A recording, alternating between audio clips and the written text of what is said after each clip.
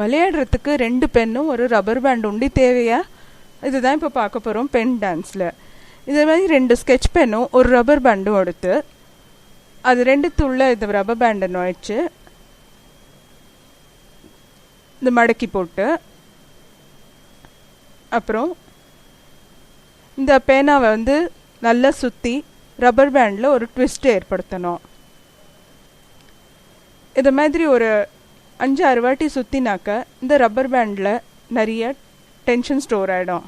இப்போது இதை கொஞ்சம் இது மாதிரி லேசாக பிரித்து விட்டு தரையில் வச்ச உடனே இந்த 2 பேனாவும் எப்படி சண்டை போடுறாப்புல இருக்குது, இல்லை டான்ஸ் ஆடுறதா?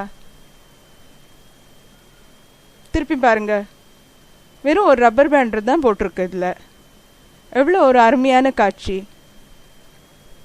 நம்ம எந்த மாதிரி பேனா வேணாலும் இதுக்கு எடுத்துக்கலாம். ஸ்கெட்ச் பென் தான் தேவைன்றது கிடையாது.